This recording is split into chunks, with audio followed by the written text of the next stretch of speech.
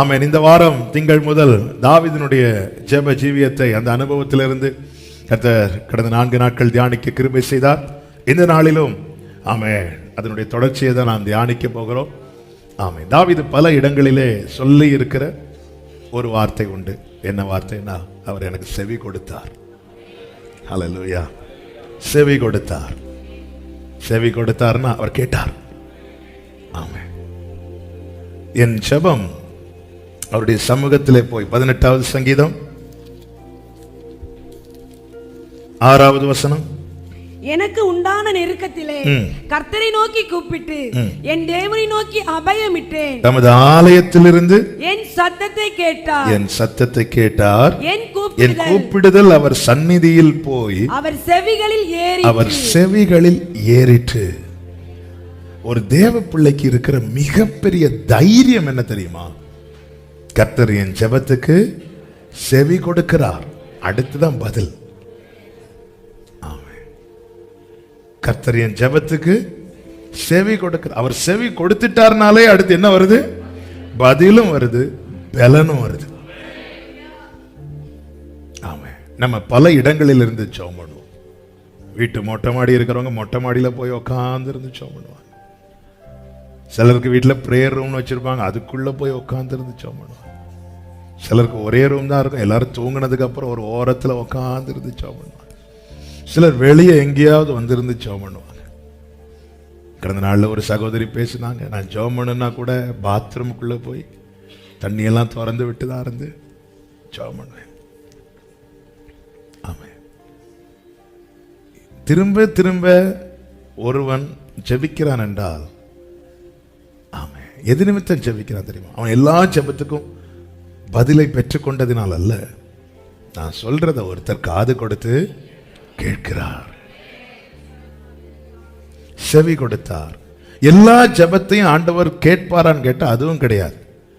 35வது சங்கீதம் நினைக்கிறேன், எடுக்க வேண்டாம், ரெஃபரன்ஸ் சரியா தெரியல. தாவீது அங்க ஜெபம் பண்ணுவார், என் ஜெபம் என் மடியிலே திரும்ப வந்துச்சு. அப்ப இருதயத்துக்கு ஏற்றவனா இருந்தாலும் எல்லா ஜெபத்துக்கும் அவர் செவி கொடுக்க மாட்டார். அதனால சொல்றார், என் ஜெபம் என் மடியிலே திரும்பி வந்துட்டு. ரெஃபரன்ஸ் எடுத்தீங்களா? பாத்தீங்களா? இருக்கான்னு அவர்கள் சொல்லி வாசிங்க சிஸ்டர். உங்களுக்கு 13வது வசனம் என்ன? 35 சங்கீதம் 35:13.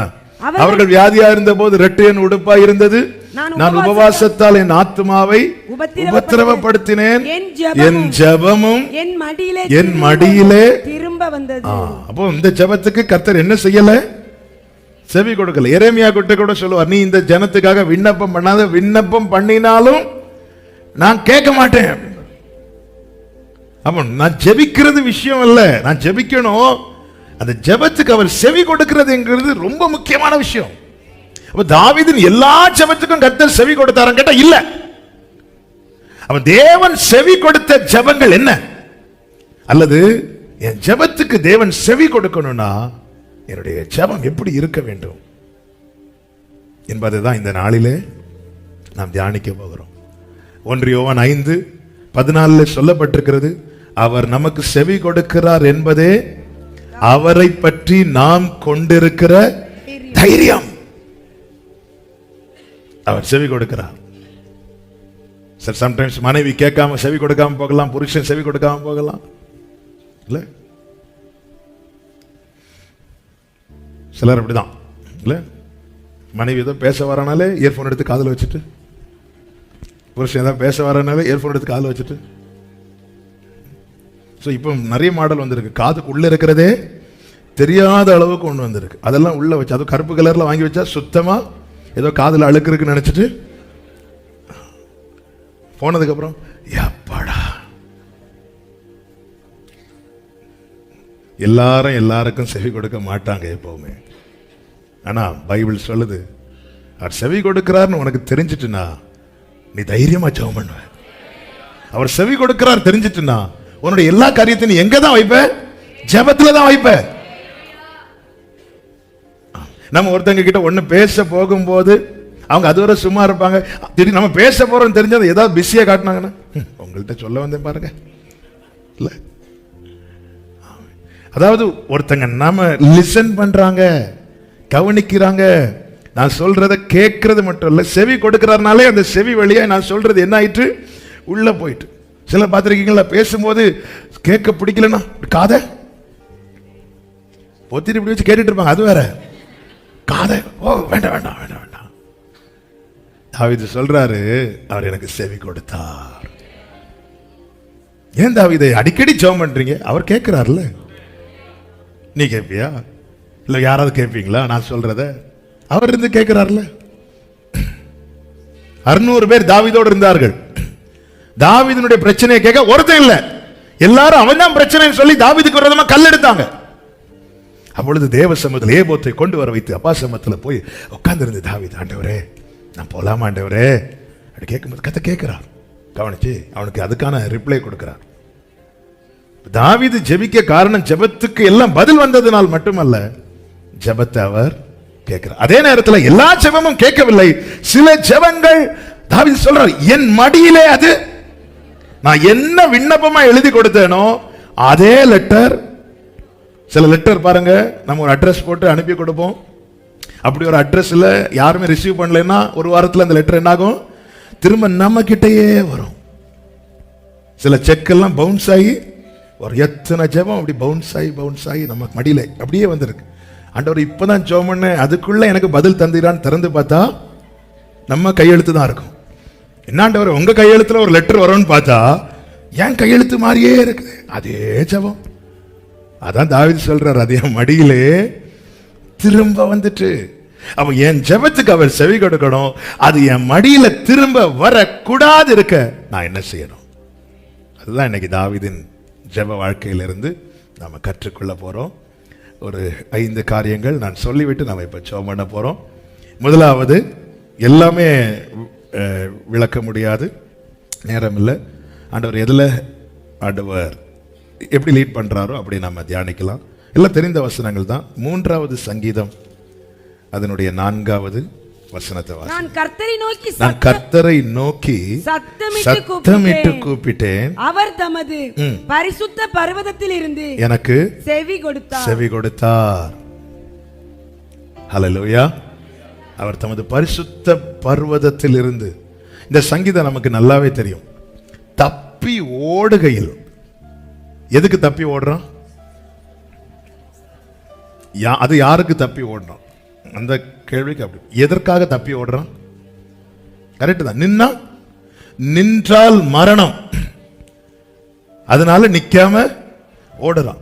இப்படி ஓடும் போதும் தாவீதினுடைய பார்வை, தாவீதினுடைய போக்கஸ் அவர் மேல மட்டும்தான் இருந்துச்சு.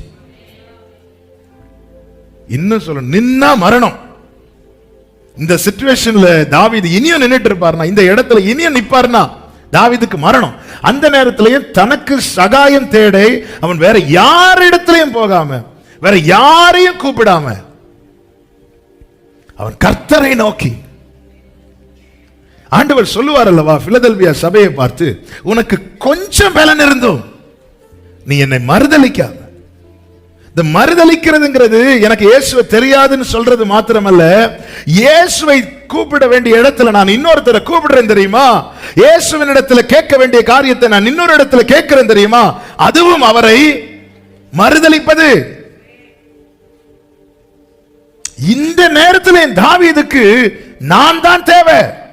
இந்த நேரத்தில் தாவீது போன் பாருங்க, சில எமர்ஜென்சிக்கு நம்ம போன் எடுத்ததும் கான்டாக்ட் லிஸ்ட்ல அப்படி கரக்கி இல்ல கையை எப்படி வச்சு யாரை கூப்பிடலாம் அப்படி எடுக்க மாட்டோம்.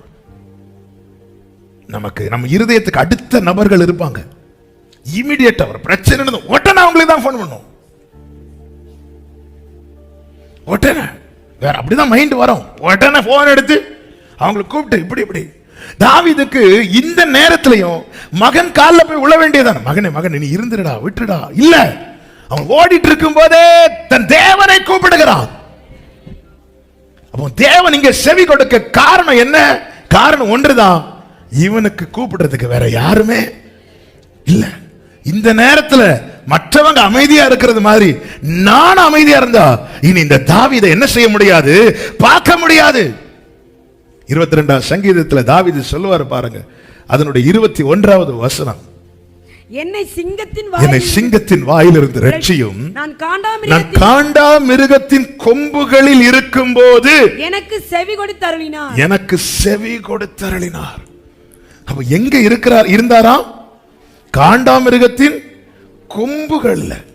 காண்டாமிருகத்தின் கொம்புகளில் இருந்தார், ஜெபம் பண்ணவே முடியாது. அதுக்கப்புறம் நமக்காக ஒரு சில நாட்கள் கழித்து சிலர் சேர்ந்து என்ன செய்வாங்க, அவ்வளவுதான். ஆனா அவர் அந்த இடத்துல கூப்பிடாரு பாருங்க. நம்பிக்கைக்கு இங்க என்னங்க இடம் இருக்கிறது?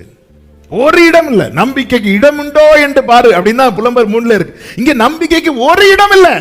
ஆனாலும் தாவீது நம்புறான். நான் கூப்பிட்டா ஒரு ஹோப்புமே இல்ல. நம்புவதற்கு ஏதுவல்லாத நிலையில கொண்டு வந்து நம்மை நிறுத்தி சோதிப்பார். நம்புவதற்கு ஏதுவான நிலையில எல்லாரும் கூப்பிடுவாங்க. நம்புவதற்கு இனி ஒரு வாய்ப்பு இல்லைங்கிற நிலைமை வரும்போதும் தாவீது கர்த்தரை நோக்கி சத்தமிட்டு கூப்பிடும் போது கர்த்தர் கேட்கிறார். நம்புவதற்கு ஏதுவல்லாத நிலையில இமிடியேட்டா பதில் வரும். பைபிள்ல நீங்க படிக்கலாம். அக்கினி எரிகிறதை விட 7 மடங்கு அதிகமாக்கப்பட்ட பிறகு பரலோகத்திலிருந்து ஒத்தாசை உடனே கிடைத்தது. சிம்சோன் போகிற வழியிலே சிங்கம் எதிர்கொண்டு வந்ததும் சிங்கம் அவன் மேல பாய்வதற்கு முன்னமே பரிசுத்த ஆவியானவர் அவன் மேல பலமாய் இறங்கினார். கோலியாத் தன் பட்டயத்தை எடுத்து தாவீதை நெருங்குவதற்கு முன்னே கோலியாத் இமிடியேட்டா விழப்பண்ணான். சில நேரத்தில் நம்புவதற்கு ஏதுவல்லாத நிலையில கர்த்தர் கொண்டு வந்து நிறுத்தும் போது ஒரு தேவ பிள்ளை புரிந்து கொள்ளணும், கர்த்தர் எனக்கு செவி கொடுப்பா. நாம் அந்த இடத்துல ஜெபத்தை விட்டுறோம். தாவீது விடல. காண்டாமிருகத்தின் கொம்புகளுக்கு இடையில் இருந்த தாவீது கர்த்தரை நோக்கி கூப்பிடுறதுல விடல. பைபிள்ல ஒரு வசனம் இருக்குங்க, நல்லா புரிஞ்சுக்கோங்க. தேவன் தம்மை பரியாசம் பண்ண ஓட்டார். நான் அவரை நோக்கி கூப்பிட்டோம், நான் மடிவேனா அதுல அவருடைய நாமம் தூஷிக்கப்படும். நான் அவரை நோக்கி கூப்பிட்டு நான் அமிழ்வேனானால் அதில் அவருடைய நாமம் தூஷிக்கப்படும். நான் அவரை நோக்கி கூப்பிட்டும் என் வாழ்க்கை வெட்கத்தில் முடியுமானால் அதில் அவருடைய நாமம் தூஷிக்கப்படும். எனக்கு ஒண்ணு தெரியும், தேவன் தம்மை பரியாசம் பண்ண ஓட்டார். என்னை ஆலயமாய் தெரிந்தெடுத்தவர், என் மேல் கர்த்தருடைய நாமத்தை தரித்தவர். நான் கூப்பிடும் போது எனக்கு செவி கொடுப்பார். ஹல்லேலூயா. அவர் பதில் அளிக்கிற தேவன், செவி கொடுக்கிற தேவன். ஹல்லேலூயா. அவர் கேட்கிறார். தாவீது சொல்ற, நான் அவரை நோக்கி. ஆமென். ஏசாயா 31:1 இப்படி சொல்லப்பட்டிருக்கிறது, சகாயம் அடையும்படிக்கு இஸ்ரவேலுடைய பரிசுத்தரை நோக்காமல் கர்த்தரை தேடாமலும் எகிப்துக்கு போய் குதிரைகள் மேல் நம்பிக்கை வைத்து ரதங்கள் அநேகமாய் இருப்பதினால் அவைகளை நாடி குதிரை வீரர் மகா பலசாலிகளாய் இருப்பதினால் அவர்களை நம்பிக்கை கொண்டிருக்கிறவர்களுக்கு ஐயோ ஐயோ.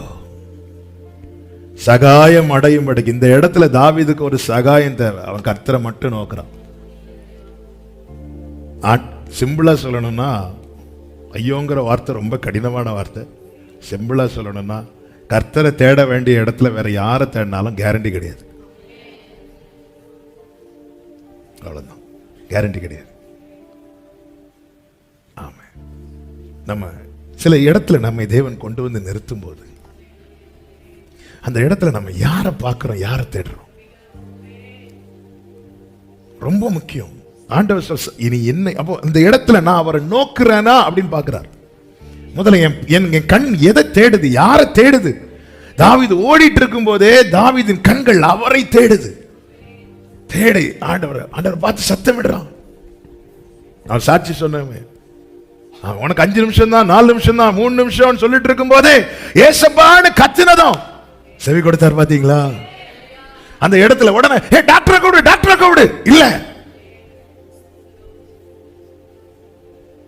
ஏசப்பான்னு கத்தினதும் உடனே ஒரு வெளிச்சம் தான்.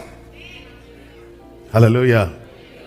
நல்லா புரிஞ்சுக்கோங்க, ஒரு தேவ பிள்ளை என்னுடைய ஃபோக்கஸ் கர்த்தர் மேல இருக்குமானால் சத்துரு ஒன்று செய்யணும்னு நினைக்கிறான் தெரியுமா, அவன் யோசிக்கிறதுக்குள்ள நமக்கு செய்ய வேண்டியதை கர்த்தர் செஞ்சு முடிச்சிருவான்.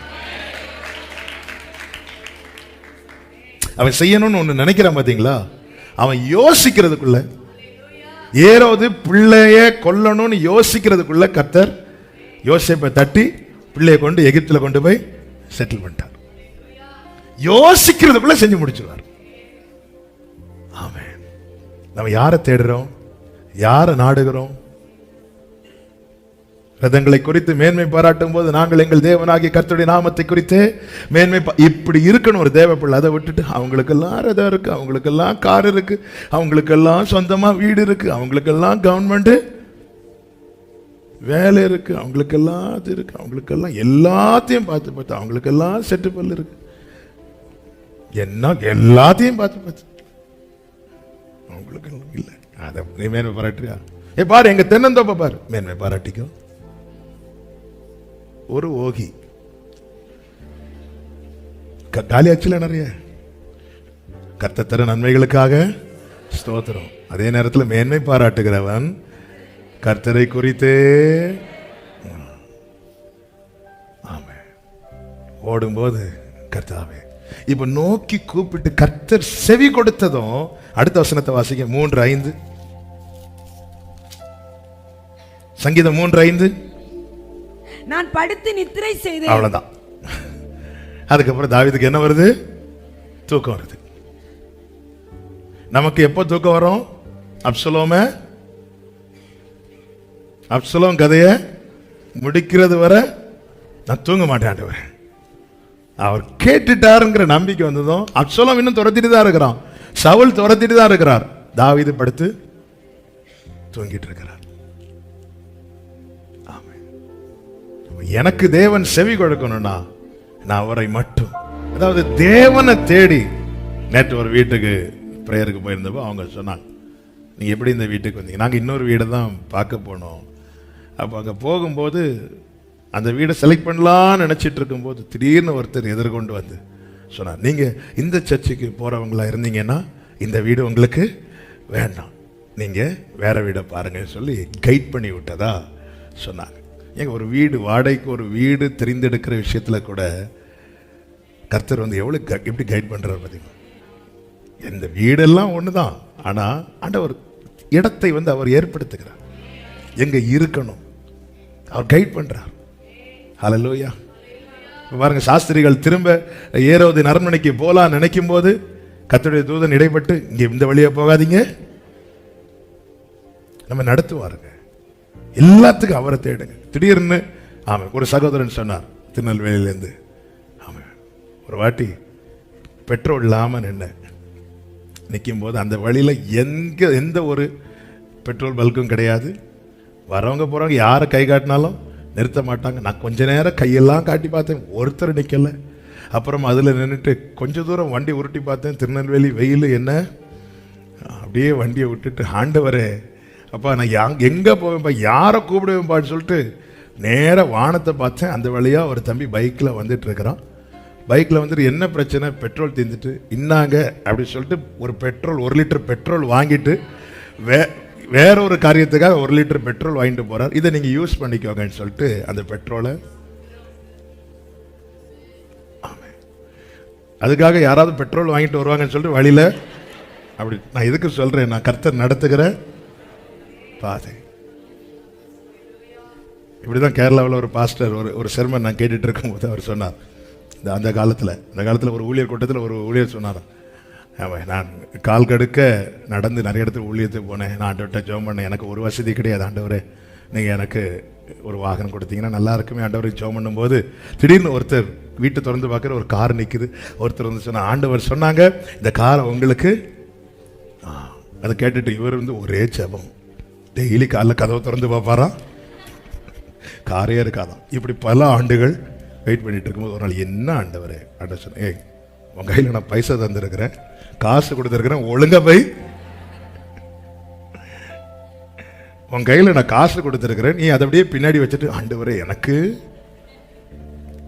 ஆண்டவர் வந்து என்ன அவங்களை இப்படி நடத்துனதுனால என்னையும் எப்படி அப்படி அல்ல, அறியாத வழியில் அதாங்க அவர் தேவன். He is God. ஒரு காரியத்தை சொல்லிட்டு நான் கர்த்தர்னு சொல்ல காரணம் என்ன? இது எந்த மனுஷனுடைய புத்தியிலும் தோன்றாதது. ஹalleluya. ஆமென். நீங்க நோக்கி கூப்பிடுங்க, நோக்கி கூப்பிடுங்க, அவர் செவி கொடுப்பார். எனக்கு அவர் செவி கொடுத்ததும் தாவீது படுத்து தூங்கிட்டார். நைட்டு தூக்கம் வரலையா? ஆமென். உடனே யாரை கூப்பிடலாம்? உடனே பக்கத்துல பாவம் தூங்கிட்டு இருக்கிறவங்கள எழுப்பாதீங்க. சிலருக்கு தூக்கம் வராததை இன்னொருத்தங்க, நீ மட்டும் எப்படி நிம்மதியா தூங்கலாம்? 1 மணிக்கு போன் வரும், பாஸ்டர் தூக்கம் வரல. எனக்கு வருது, எனக்கு வருது. என்ன தூக்கம் விட்டு ஒரு நாள் இப்படிதான் நைட்டு 11 மணிக்கு போன், 11 மணிக்கு மேல வந்தாலே நமக்கு கொஞ்சம் பதட்டமாவே இருக்கும். 2 மணிக்கு ஃபோன் பண்ணி தூக்கம் வரல. சரி ஜோம் பண்ணி விட்டு, எனக்கு அதுக்கப்புறம் தூக்கம் வரல. காலையில் அதுக்கப்புறம் நான் நிம்மதியா நல்லா தூங்க. அவரை பாருங்க. சபையே, கர்த்தர் உனக்கு செவி கொடுப்பார். அப்சலோம் துரத்தட்டும், சவுல் துரத்தட்டும், அவர் மறைவில் இருக்க மட்டும் உன் பக்கத்தில் 1000 உன் வலதுபுறத்தில் 10000 விழுந்தாலும் அது உன்னை அணுகாது. இரண்டாவதாக 34வது சங்கீதம் 4வது வசனம். நான் கர்த்தரை தேடினேன், நான் கர்த்தரை தேடினேன், அவர் எனக்கு செவி கொடுத்து. கர்த்தரை தேடின போது செவி கொடுக்கிறார். இந்த கர்த்தரிடத்தில் தேடுகிற அனுபவத்தோடு நாம் நிறுத்திவிடக் கூடாது. கர்த்தரை தேடுகிறவர்களாய் காணப்பட வேண்டும். அல்லேலூயா. உனக்கு என்ன வேணும்னு கேட்டா சொல்லணும், எனக்கு நீங்க தான் வேணும். நம்ம எல்லாருமே கர்த்தரிடத்தில் தேடுகிறோம், தப்பு கிடையாது. சுகத்தை கர்த்தரிடத்தில் தான் தேடணும், ஞானத்தை கர்த்தரிடத்தில் தான் தேடணும், ஆரோக்கியத்தை கர்த்தரிடத்தில் தேடணும், ஐஸ்வர்யத்தை கர்த்தரிடத்தில் தேடணும், சமாதானத்தை கர்த்தரிடத்தில் தேடணும். எல்லாமே கர்த்தரிடத்தில் தான் தேடணும். ஆனா அதோட ஸ்டாப் ஆயிடக்கூடாது. ஆண்டவர் செபிக்க சொல்லி கொடுக்கும் போதே கேளுங்கள் சொல்லிவிட்டு அடுத்து என்ன சொல்கிறார்னா தேடுங்கள்.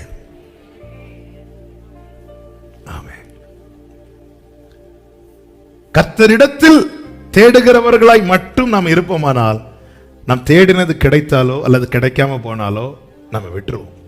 ஆனா கர்த்தரை தேடுகிறவர்களாய் இருப்போமானால் பேதுருவை போல சொல்லுவோம், யாரிடத்துல போ ஆண்டவரே? தாவீது சொல்லுகிறார், நான் கர்த்தரை தேடினேன், கர்த்தரை தேடின போது எனக்கு செவி கொடுத்தார். தேவனை தேடுகிற உணர்வுள்ளவன் உண்டோ என்று பார்க்கிறார். இந்த கூட்டத்திலையும் பார்க்கிறார், அப்படி என்னையும் சேர்த்து பார்க்கிறார்.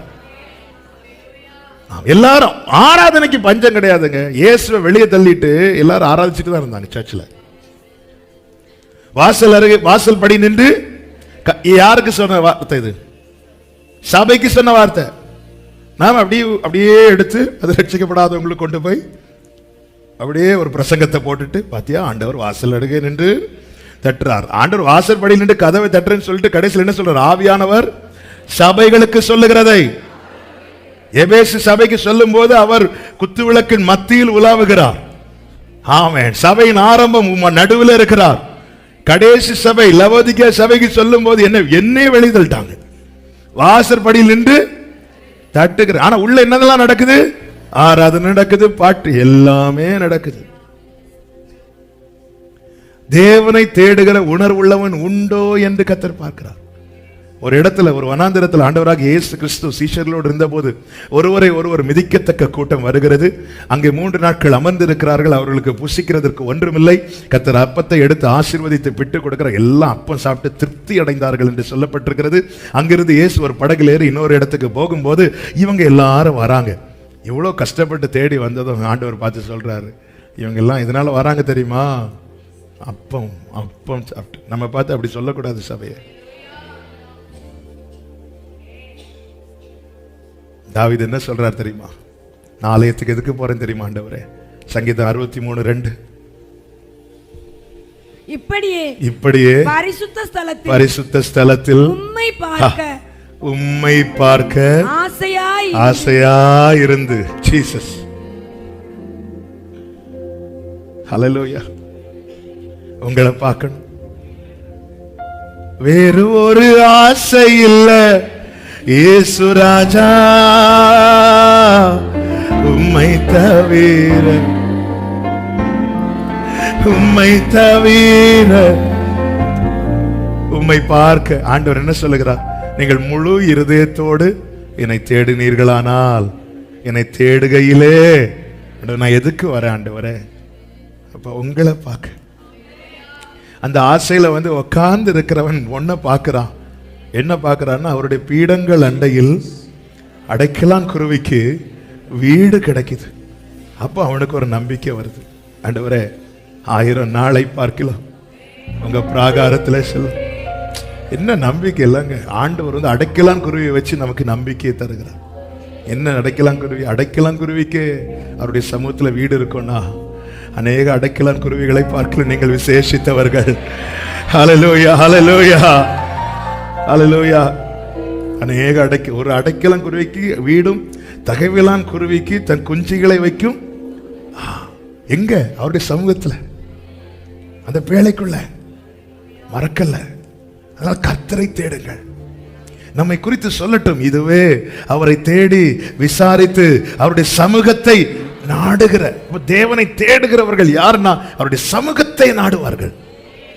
ஆண்டவர் மோசே கிட்ட சொன்னார், என் சமூகம் உனக்கு முன்னாக செல்லும். உடனே மோசே என்ன சொல்லுகிறார்?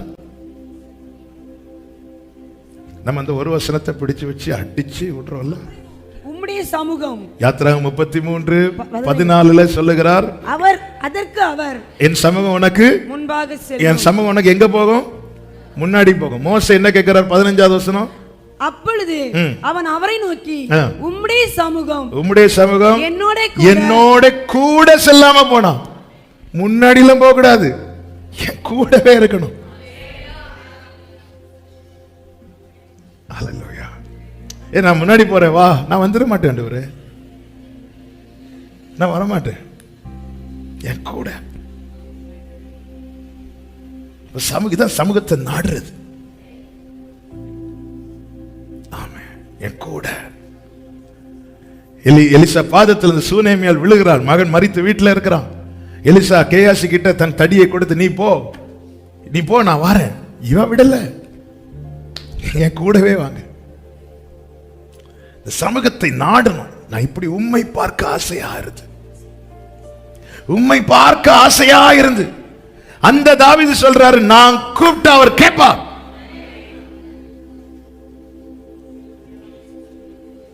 தேவனை தேடுங்க. தேவனிடத்தில் தேடுவதோடு நிறுத்தி விடாதிருங்கள்.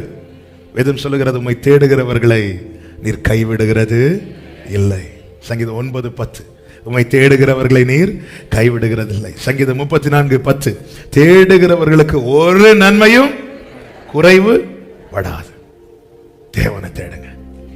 3வது, கர்த்தர் ஜெபத்துக்கு, எந்த ஜெபத்துக்கு அல்லது தேவன் செவி கொடுக்க எப்படிப்பட்ட ஜெபம் நம்ம வெளிப்படணும், எதற்கெல்லாம் தேவன் செவி கொடுப்பார்? சங்கீதம் 66:18-19. என் இருதயத்தில் அக்கிரம சிந்தை கொண்டிருந்தேனானால் ஆண்டவர் எனக்கு செவி கொடார். நமக்கு நல்லா தெரியும். சங்கீதம் 3:4 படிச்சோம், சத்தமிட்டு கூப்பிட்டேன். அப்போ ஒரு காரியம் தெளிவாய் தெரியுது, என்னதான் சத்தம் போட்டாலும் அவர் முதல்ல என் இருதயத்தை தான் பார்க்கிறார். என் இருதயத்தில் நான் அக்கிரம சிந்தை, அந்த சிந்தை கொண்டிருந்தேனால் ஆண்டவர் எனக்கு செவி கொடுக்க மாட்டார். அடுத்த வார்த்தை, மெய்யாகவே தேவன் எனக்கு செவி கொடுத்தார்னா என் இருதயத்தில் அக்கிரம சிந்தை இல்லை. அதனாலதான் ஜெபிக்கிற ஒரு தேவ பிள்ளையின் பிரதான ஜெபங்களில் ஒன்றா என்ன இருக்கணும்னா, create in me a clean heart, சுத்த இருதயத்தை நிலே சிருஷ்டியும். ஜெபிக்கும் போதும் இப்படிதான் ஜெபிக்கணும், பைபிள் படிக்கும் போதும் இப்படிதான் பைபிள் படிக்கணுமா. 1 பேதுரு 2வது அதிகாரம் 1-2 வசனங்கள்ல இப்படி சொல்லப்பட்டிருக்கிறது, இப்படி இருக்க கர்த்தர் தயை உள்ளவர் என்பதை நீங்கள் ருசி பார்த்தது உண்டானால் சகல துர்க்குணத்தையும் சகலவித கபடத்தையும் வஞ்சகங்களையும், துர்க்குணம், கபடம், வஞ்சகம் பொறாமை சகலவித புறங்கூறுதலை ஒழித்து விட்டு நீங்கள் வளரும்படி புதிதாய் பிறந்த குழந்தைகளைப் போல திருவசனமாகிய களங்கமில்லாத ஞானப்பாலின் மேல் வாஞ்சையாயிருங்கள். பைபிள் படிக்கிறதும் இப்படிப்பட்டதெல்லாம் அப்புறப்படுத்தி படிக்கணும். ஜெபம் பண்ணும் போதும் யாக்கோபு 4வது அதிகாரம் 1-2 வசனங்களில் அப்படித்தானே சொல்லப்பட்டிருக்கிறது. உங்களுக்குள்ள யுத்தங்களும் சண்டைகளும் உங்கள் அவயவங்களில் போர் செய்கிற அவயவத்தில் இச்சை இருக்கிறது. 2வது வசனம், நீங்கள் இச்சித்தது உங்களுக்கு கிடைக்கவில்லை, கொலை செய்தும் பொறாமை உள்ளவர்களாக இருந்தும் அடைய கூடாமற் போகிறீர்கள். 3வது வசனம், நீங்கள் விண்ணப்பம் பண்ணியும் உங்கள் இச்சைகளை நிறைவேற்றும்படி செலவழிக்க வேண்டும் என்று தகாத விதமாய் விண்ணப்பம் பண்ணுகிறபடியால் பெற்றுக்கொள்ளாமல் உங்களுக்கு கிடைக்கல, நீங்கள் அடையாமல் போகிறீங்க, நீங்க இன்னும் பெற்றுக்கொள்ளாம இருக்கிறீங்க. ஏன்? அக்கிரம சிந்தை, தேவன் வெறுக்கிற காரியம். நல்ல ஜெபம் பண்ணலாம், 30 நாள்ல 30 வருஷம் வாசிங்க இருக்கலாம். என் இருதயத்தில் அக்கிரம சிந்தை கொண்டிருந்தேனானால் கர்த்தர் எனக்கு செவி கொடார். செவி கொடுக்கணும். அதனாலதான் தாவீது ஒரு பாவம் செய்து உணர்த்தப்பட்ட போது தேவ சமூகத்தில் வந்து ஜெபிக்கும் போது இப்படி சொல்லுகிறார். 51வது சங்கீதம் அதனுடைய 16வது வசனத்தை வாசிங்க. பலியை நீர் விரும்புகிறது இல்லைங்கிறார். 19வது வசனத்தை வாசிங்க. அப்பொழுது தகன பலியும் சர்வாங்க தகன பலியும் ஆகிய நீதி பலிகளில் பிரியப்படுவீர். ஒரு இடத்துல சொல்றார் பலியை என்ன செய்யலையா, விரும்பல. இங்க என்ன சொல்றார்? பலியில பிரியப்படுகிறார். ஏன்? அதே சங்கீதத்தில் தெரிகிறது. அதனுடைய 17வது வசனம், தேவனுக்கு ஏற்கும் பலிகள் நொறுங்குண்டாவிதான், தேவனே நொறுங்குண்டதும் நறுங்குண்டதுமான இருதயத்தை நீர் புறக்கணி. தன் பிழைகளை உணர்ந்து மனம் திரும்பாதவனுடைய பலியை கர்த்தர் விரும்புகிறது இல்லை. 6 நாட்கள் பாவம் செய்து 7வது நாள் கர்த்தருடைய சமூகத்தில் வந்து ஆராதித்து விட்டு 8வது நாளும் பாவம் செய்வதற்கு திட்டம் போட்டிருக்கிறவனுடைய பலியை கர்த்தர் விரும்புகிறதில்லை. யாருடைய பலி செலுத்த வருகிறவர்களில் யாருடைய வாசல்களில் பாவம் படுத்திருக்கிறதோ அவர்களுடைய பலியை கர்த்தர் விரும்புகிறதில்லை. துன்மார்க்கருடைய பலி கர்த்தருக்கு அருவருப்பானது, செம்மையானவர்களுடைய ஜெபமோ கேட்கப்படும். அதுல விரும்ப மாட்டார். தேவனை கேட்கும் பலிகள் நொறுங்குண்டது. தன் பிழைகளை உணர்ந்து தன் பாவங்களை மறைக்கிறவன் வாழ்வடைய மாட்டான். அவற்றை அறிக்கை செய்து, நான் பாவம் பண்ணிட்டேன், இப்போ தேவ சமூகத்தில் நிக்கிறேன், என்ன தயவு செய்து என்ன மன்னிச்சிருங்கப்பா, தன் பிழைகளை உணர்ந்து வெறும் வாயின் வார்த்தையில நொறுங்குண்டதும் நறுங்குண்டதுமான இருதயத்தை புறக்கணியர். அந்த ஆயக்காரன் கத்துனானே, கதறினானே, பாவியாகி என் மேல் கிருபையா இரும் என்று. அப்படி எவன் ஒரு நொறுங்குண்டு நறுங்குண்டு தேவ சமூகத்தில் உடைக்கிறானோ அவனுடைய ஜெபத்துக்கு இமிடியேட்டா பதில் கிடைக்கிறது. அவனுடைய ஜெபத்துக்கு அது செவி கொடுக்கிறான். இல்லனா இப்படிதான் இருப்பேன், என்ன வந்தாலும் இவங்க கிட்ட பேச மாட்டேன், என்ன வந்தாலும் இவங்களுக்கு விரோதமா தான் செயல்படுவேன், இவங்களை எனக்கு பிடிக்கவே இல்லை. இப்படிப்பட்ட எண்ணங்கள் நம்முடைய அவயவங்களில் நம்முடைய இருதயத்தில் இருக்குமானால் சத்தமிட்டு கூப்பிட்டாலும் கேட்க மாட்டார். எத்தனை பாஸ்டருக்கு பிரேயர் ரிக்வெஸ்ட் அனுப்பினாலும் கேட்க மாட்டார். கண்ணீரோடு பாஸ்டர் ஜெபம் பண்ணுவார். தாவீது ஜெபம் பண்ணாலும் ஜெபம் மடியில திரும்பி வரும். நமக்காக ஒருத்தங்க ஜெபம் பண்ணும்போது அந்த ஜெபம் அவங்க மடியில திரும்பி வந்துடக்கூடாது. ஹல்லேலூயா. ஜெபம் பண்ண சொல்ற தப்பு கிடையாது. எத்தனை பேர் ஜெபம் பண்ணாலும் தாவீது சொல்றார். ஏன்னா தாவீது ஜெபம் பண்ண ஆட்கள் எல்லாம் தாவீதுக்கு குழி வெட்டிட்டு இருக்கிறவங்க. தாவீதுக்கு அது தெரியாது. தாவீது அவங்களெல்லாம் நம்பி அவங்களுக்காக எல்லாம் ஜெபம் பண்றார். ஆனா ஜெபம் என்ன செய்ய விடல, கேட்கல. பலி எல்லாம் திரும்ப வருது, புரியல. அதுக்கு அப்புறம் தான் தெரியுது. எப்ப தெரிஞ்சுன்னா தாவீது சிக்கா இருந்தார்ல, அப்ப வந்து இவன் எப்போ சாவான் வந்து பார்க்கறதே, எப்போ எழுமுவான்ல, எப்போ சாவான். இன்டைரக்டா சொல்லுவாங்க, இப்படிதான் எனக்கு தெரிஞ்ச ஒரு பிரதருக்கு தலைவலி வந்துச்சு, வேற ஒன்றும் இல்லை, 2 நாள்ல செத்துட்டாரு. சரி சிஸ்டர், நாங்க ஜெபம் பண்றோம்.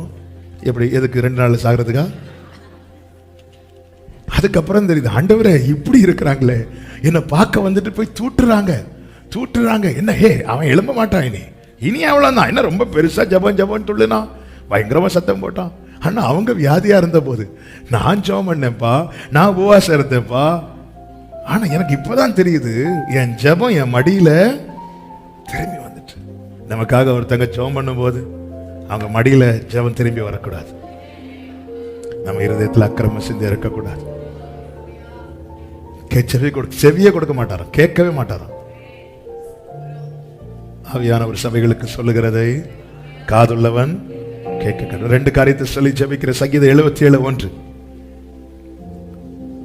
இதை குறித்து நம்ம 2 நாளுக்கு முன்னாடி கூட தியானித்தோம். ஆனால் இது சொல்லி விடுகிறேன். நான் தேவனை நோக்கி என் சத்தத்தை உயர்த்தி கெஞ்சினேன். என் சத்தத்தை தேவனிடத்தில் உயர்த்தினேன். அவர் எனக்கு செவி கொடுத்தார். கெஞ்சின போது மோசே கெஞ்சி பிரார்த்தித்தான், கர்த்தர் பரிதாபம் கொண்டார்.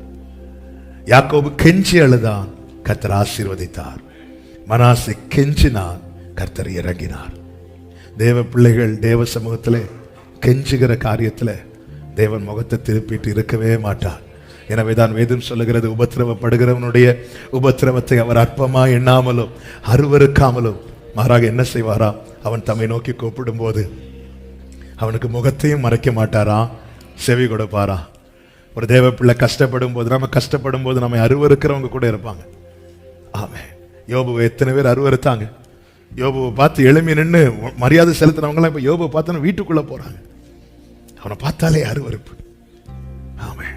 ஆனா கர்த்தர் முகத்தை மறைக்கல. பைபிள் சொல்லுது, கர்த்தர் யோபுவின் முகத்தை பார்த்தார். அழணும்னு தோணுச்சுன்னு அப்பா சமூகத்தில் போய் அழுதுருங்க. ஒரு தேவ உலகத்துக்கு முன்னாடி நம்ம அழுதுட்டோனாலே நம்ம பலவீனர்கள். தேவ சமூகத்தில் அழுதுட்டோனாலே நாம தான் பலவான்கள். காரணம் பைபிள் சொல்லுது, அவர்கள் அழுகையின் பள்ளத்தாக்கை உருவ கடந்து நீரூற்றாக்கி கொள்ளுகிறார்கள், மலையும் குளங்களை நிரப்பும், அவர்கள் பலத்தின் மேல் பலனடைந்து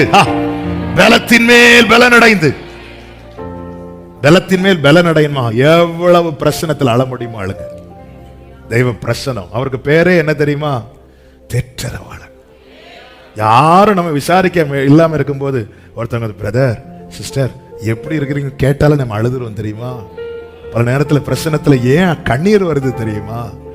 நம்ம தாங்க முடியாம கண்ணீர். இத்தனை பேர் ஆராதிக்கிற இடத்துல என்னை ஒருத்தர் தேற்றிட்டு இருக்கிறாரு. ஹல்லேலூயா, தேற்றிட்டு இருக்கிறாரு. என் நிலைமை அறிஞ்சு சர்ச்சில இருந்து பலிபீடத்துல இருந்து எனக்கான வார்த்தையை பேசிட்டு இருக்கிறாரு. ஹல்லேலூயா, என் சூழ்நிலை அறிந்து எனக்காகவே சில ஜெபங்களை நடத்த வைக்கிறாரு.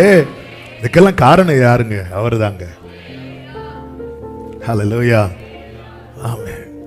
அவர் பேசுறார், அவர் ஜெபிக்க வைக்கிறார், அவர் தான் எல்லாம் செய்கிறார். தேற்றரவாளன். அவரை நோக்கி கெஞ்சுங்க. 5வதாக கர்த்தர் எப்பொழுது செவி கொடுத்தார்? 119:26. சங்கீதம் 119:26. மைக் ஆன் பண்ணுங்க. என் வழிகளை நான் உமக்கு விவரித்து காட்டின போது எனக்கு செவி கொடுத்தீர். இந்த வார்த்தை கவனிச்சீங்களா? இது பாயிண்ட் சொல்வதற்காக அல்ல, ஆனா இதனுடைய ஆழத்தை அந்த மைக் ஆஃப் பண்ணி வச்சிருக்கீங்க. இது பாயிண்ட் சொல்வதற்காக இல்ல. இப்போ ஒரு கேள்வி, நான் இதை படித்த போது சரி ஓகே, வழியெல்லாம் விவரித்து காட்டணும். ஓகே, நம்முடைய வழிகள் எல்லாம் ஆண்டவர்கிட்ட விவரித்து காட்ட முடியுமா? கொஞ்சம் ட்ராக் மாறினாலே நம்ம பேரண்ட்ஸ்ட மறைக்கிறோம். நிறைய எவ்வளவு காரியத்தை மறைக்கிறோம். நமக்கு ரொம்ப நெருக்கமானவங்கள்ட்ட நிறைய விஷயத்தை மறைக்கிறோம். ஏன்? அது விவரித்து காட்ட முடியாத காரியங்கள். தாவீதுனுடைய வழிகள் தேவனுக்கு விவரித்து காட்டும்படி வாழ்ந்தான். சில தவறுகள் வந்தது, ஆனால் தேவன் கண்டித்ததும் திருத்தி கொண்டான். என் வழிகளை நான் உமக்கு ஆண்டவரே. அவங்க எப்படி வியாதியா இருந்த சங்கீதங்களில் அதை பார்க்க முடியும், ஜெபத்தை பார்க்க முடியும், தாவீதின் வேதனையை பார்க்க முடியும், தாவீதின் பாடலை பார்க்க முடியும், தாவீதுக்கு கர்த்தர் செய்த நன்மையை பார்க்க முடியும். கர்த்தரிடத்தில் தாவீது நிறைய காரியங்களை விவரித்து காண்பித்ததை பார்க்க முடியும். ஜீசஸ், ஹல்லேலூயா, எல்லாமே பார்க்க முடியும். விவரித்து காட்டணும், விவரித்து காண்பிக்கணும். நம் வழிகளை விவரித்து காண்பிக்க முடியும் ஆண்டவரிடத்துல.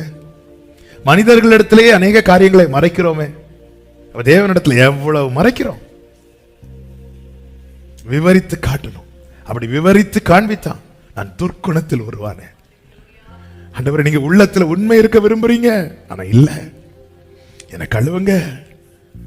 சங்கீதங்களை படிக்கும் போது இல்லைன்னா எதுக்குங்க அவர் அப்படி காட்டணும்? தேவனிடத்துல விவரித்து காண்பிக்கிறான். ஆண்டவர்கிட்ட சொல்லணும், ஆண்டவர் இந்த பாதையில என்னால் நிக்க முடிஞ்சது, ஆனா இந்த பாதையில நான் போனாலே விழுறேன் ஆண்டவரே, இந்த பாதையில போனாலே என் பார்வை மாறுதே ஆண்டவரே, நான் நிக்கலாம் தான் நினைக்கிறேன், என்னால முடியலையே ஆண்டவரே. நீ உன் காரியத்தை தேவனிடத்தில் விவரித்து காண்பிப்பாய், ஆனால் கர்த்தர் உனக்கு செவி கொடுப்பார். ஹல்லேலூயா. விவரித்து காட்டணும், சொல்லணும். ஆண்டவரே, லோத்து விவரித்து காண்பிக்கிறான், நீங்க அங்க காட்டுறீங்க போங்கன்னு, ஆனா நாங்க போயிட மாட்டேனே, நான் இந்த இடத்துக்கு போட்டுமா, எனக்கு அந்த அளவுக்கு பலன் இல்லை. பைபிள் சொல்லுது, அந்த காரியத்திலும் லோத்துக்கு கர்த்தர் தயை செய்தாராம், இரக்கம் கிடைக்கும்படி செய்தாராம். அதனாலதான் தேவனிடத்துல ஒன்றையுமே மறைக்காதீங்க, ஒன்றையும் மறைக்காதீங்க. ஆண்டவரிடத்துல ஒன்னையுமே மறைக்க கூடாது. நான் மறைக்க மறைக்க நான் வாழ்வை இழக்கிறேன்னு அர்த்தம். தன் பாவங்களை மறைக்கிறவன், நான் தேவனிடத்துல ஒன்ன மறைக்க மறைக்க எனக்கான நான் வாழ்வதற்கு வேண்டிய அநேக காரியங்களை நான் கொஞ்சம் கொஞ்சமா இழந்துட்டு இருக்கிறேன்னு அர்த்தம். ஜீசஸ், மறைக்காதீங்க. இளையகுமாரன் தன் வழிகளை தகப்பனிடத்தில் விவரித்து காண்பித்த போது தகப்பன் அழைத்து கொண்டு போகிறார். அப்பா, நான் இப்படி பண்ணிட்டேன்பா, இப்படி பண்ணிட்டேன்பா, நான் உமக்கு விரோதமாய், நான் பரத்துக்கு விரோதமாக உமக்கு முன்பாக நான் பாவம் செஞ்சுட்டேன்பா, விவரித்து காண்பிக்கிறான். வஸ்திரத்தை கொண்டு வா. இவன் ஒவ்வொன்றாய் விவரிக்க விவரிக்க இழந்ததெல்லாம் திரும்ப கிடைக்குது, மறைக்க மறைக்க இருந்ததெல்லாம் வெளியே போகுது. ஆண்டவர் சமூகத்தில் ஆண்டவருக்கு தெரியாதுன்னு இல்லை, ஆனா நம்ம சொல்லணும்னு எதிர்பார்க்கிறார். ஆபேலுக்கு என்னாச்சுன்னு ஆண்டவருக்கு தெரியாதா? தெரியும்ல. அப்புறம் ஏன் காயின்ட்ட கேட்டார், உன் சகோதரன் எங்கன்னு? மறைத்தான், தலையில் சாபம் விழுந்தது. மறைக்க கூடாது ஆண்டவர்கிட்ட, வழிகளை விவரித்து காட்டணும். ஆண்டவர் இப்படி இப்படி போன வாரத்தில் நான் இந்த இடத்துல போகும்போது இப்படி பண்ண, இப்படி விவரித்து காட்டும் போது கர்த்தர் செவி கொடுப்பார். செவி கொடுத்துட்டு அடுத்து கேட்கிறார் தாவீது, உமது பிரமாணங்களை எனக்கு எதுக்கு? நான் இனியும் திருப்பி போகணுமா? அங்க இல்ல, இடராது இருக்க. மீண்டும் பாவம் செய்ய விரும்புகிறவர்கள் தேவனிடத்தில் தங்கள் வழிகளை விவரித்து காண்பிக்க மாட்டார்கள். பாவம் செய்யாதிருக்க விரும்புகிறவர்கள், இடராதபடி செம்மையாய் நடக்க விரும்புகிறவர்கள், தேவ ஆவியினால் நடத்தப்பட விரும்புகிறவர்கள் தங்கள் வழிகளை தேவனுக்கு விவரித்து காண்பிப்பார்கள். தேவ பிள்ளைகளே, நம்முடைய ஜெபம் நம் அடியில திரும்பி வராதிருப்பதாக. ஆமென். நம்முடைய ஜெபம் நம் அடியில திரும்பி வராதிருப்பதாக. நம்முடைய ஜெபத்துக்கு மெய்யாய் கர்த்தர் எனக்கு செவி கொடுத்தார் என்பது நம் ஒவ்வொருவருடைய சாட்சியாகவும் இருப்பதாக. ஆமென். ஜெபிக்கலாமா? தேவ சமூகத்தில் கண்களை மூடி. நல்ல தகப்பனே, நீர் இரக்கமுள்ளவர், நீர் இரக்கமுள்ளவர். மெய்யாய் தேவன் எனக்கு செவி கொடுத்தார் என்பது நம் ஒவ்வொருவருடைய சாட்சியாய் இருப்பதாக. ஆமென் என்று சொல்லுகிறவர்கள் நல்ல கரங்களை தட்டி ஆமென், ஆமென், ஆமென், ஆமென். ஹல்லேலூயா, ஹல்லேலூயா. பரிசுத்த பிதாவே, நன்றியோடு உம்மை துதிக்கிறோம், ஸ்தோத்திரிக்கிறோம். இந்த நாளில் உங்க சமூகத்தில் எங்களை அழைத்து கொண்டு வந்து பாட, துதிக்க, ஆராதிக்க, செபிக்க நீர் பாராட்டின கிருபைகளுக்காய் ஸ்தோத்திரம் அப்பா. ஆண்டவரே, இந்த நாளிலும் கர்த்தர் எங்களுக்கு கற்று தந்தீர். ஆண்டவரே, எங்கள் ஜெபங்கள் அப்படி எங்க மடியில திரும்ப வந்துடக்கூடாதுப்பா. நீர் எங்கள் ஜெபத்தை தயவாய் ஏற்றுக்கொண்டு நீர் எங்களுக்கு செவி கொடுக்கிறவர். ஆண்டவரே, இது எங்களுக்கு, ஆண்டவர் உங்க மேல நீர் எங்களுக்கு கொடுத்த நம்பிக்கையும் தைரியம். ஆண்டவரே, நீயாய் கர்த்தர் எனக்கு செவி கொடுத்தார் என்பது எங்கள் ஒவ்வொருவருடைய சாட்சியாக இருப்பதாக. அப்படியே ஒவ்வொருவரையும் சாட்சியாய் நிறுத்தும், ஆசீர்வதியும். என்னென்ன காரியத்துக்காக அதிகம் அழுதாங்க, ஜெபித்தாங்க, கெஞ்சினாங்க, கதறினாங்க என்பதை கர்த்தர் அறிவீரப்பா. ஜெபம் எல்லாம் பதிலாய் மாறட்டும். உடைய பிள்ளைங்க உமக்கு மகிமையாய் சாட்சியா நிற்கட்டும். சமாதானத்தோடு அனுப்பும். ஆண்டவரே, நாளைக்குள்ள ஜெபத்தை கர்த்தர் பொறுப்படுத்திக் கொள்ள, நாமத்தை மகிமைப்படுத்தும். எல்லா மகிமை கனமும் ஒருவருக்கே செலுத்துகிறோம், இரட்சகர் இயேசு கிறிஸ்துவின் நாமத்தில் பிதாவே, ஆமென். சேர்ந்து சொல்லுவோம். என் ஆத்துமாவே கர்த்தரை ஸ்தோத்திரி, முழு உள்ளமையோருடைய பரிசுத்த நாமத்தை ஸ்தோத்திரி. என் ஆத்துமாவே கர்த்தரை ஸ்தோத்திரி, கர்த்தர் செய்த சகல உபகாரங்களை மறவாதே. ஆமென். நம்முடைய கர்த்தராகிய இயேசு கிறிஸ்துவின் கிருபையும் பிதாவாகிய தேவனுடைய அன்பும் பரிசுத்த ஆவியானவருடைய ஐக்கியமும் சிநேகமும் பாதுகாவலும் நம் அனைவரோடும் எல்லா பரிசுத்தவான்களோடு கூட கர்த்தருடைய வருகை மட்டும் தங்கி இருப்பது